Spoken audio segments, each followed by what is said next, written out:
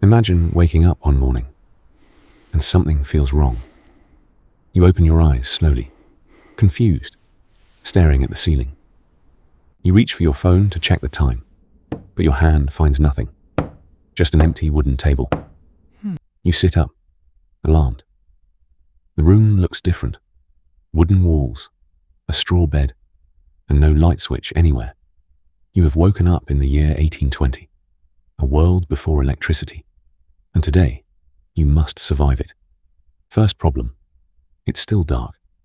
You fumble around the room, arms stretched out, bumping into furniture, because in this world there are no light bulbs, only a candle and a small tinder box on the shelf.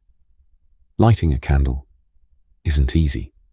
You strike flint against steel again and again, growing frustrated with every attempt until finally, a spark. A tiny flame glows, and you smile proudly, holding your one and only light source.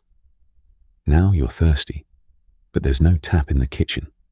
Water doesn't magically flow into homes here. You grab a wooden bucket and walk outside to the village well, yawning in the cold morning air. Then pull the heavy rope hand over hand until your arms ache. This is how everyone got water, every single day. Back home, you want breakfast, but there's no stove, no toaster, no microwave, only a cold fireplace. You stack firewood and work to light it, and cooking one simple meal takes almost an hour of effort. As the fire crackles, you warm your hands and realize something. Fire was the only heater people had. Next, you open a wooden cabinet looking for milk, and it smells terrible. You recoil, covering your nose. Without refrigerators, food spoiled fast, so people salted meat, dried fruits, and bought fresh food almost daily, while some wealthy families used ice houses, huge blocks of winter ice buried underground to keep food cool. After breakfast, you check your clothes.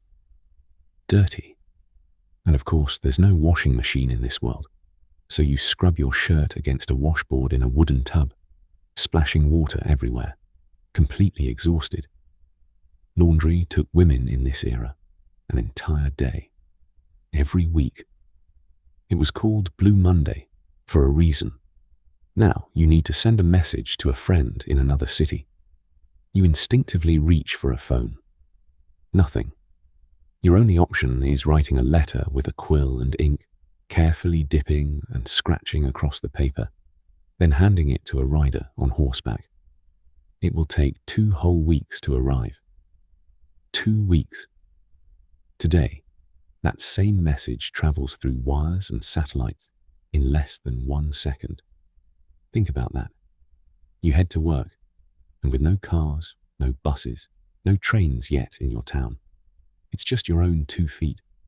You walk miles down a dirt road, waving at farmers, watching horses pull carts of hay past you. At the workshop, everything runs on muscle power. You saw wood by hand, sweat dripping from your forehead. Machines existed, but they were powered by water wheels, windmills, or animals, never by electric motors. You look out the window and realize work here depends on the sun. When daylight fades, almost everything stops. And by late afternoon, you're done, because in this world most people worked with the sun and rested with the dark. Walking home, you pass a lamplighter, climbing a ladder to light the town's few oil street lamps.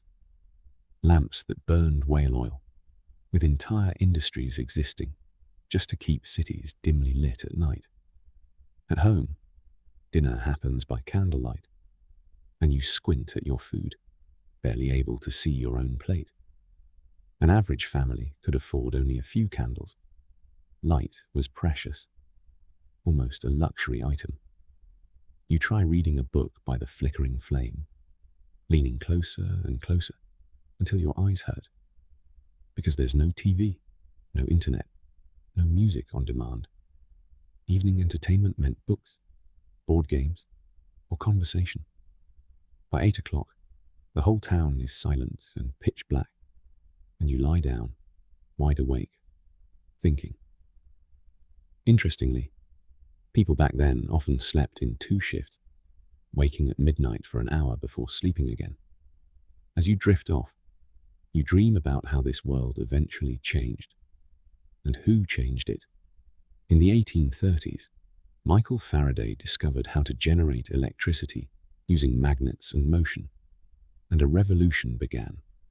In 1879, Thomas Edison perfected a practical light bulb, a tiny glowing thread inside glass. Then Nikola Tesla's alternating current allowed electricity to travel long distances into every home and street, and within decades, humanity gained electric lights, refrigerators, washing machines, telephones. Centuries of hardship erased. One single discovery gave us back hours of life every day, time to learn, create, and connect. Suddenly, a familiar sound, an alarm. Your eyes snap open, and you're back in your modern bedroom. You grab your phone, see the glowing screen, and hug it like a long-lost friend. Pure joy. You flip the light switch on and off, grinning like it's absolute magic, because it is. You open the fridge, feel the cold air, pour fresh milk, and whisper a genuine thank you.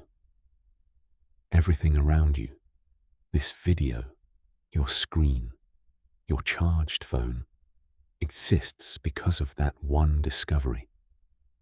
So tonight, when you flip a switch, remember the world that lived in darkness, and never take light for granted.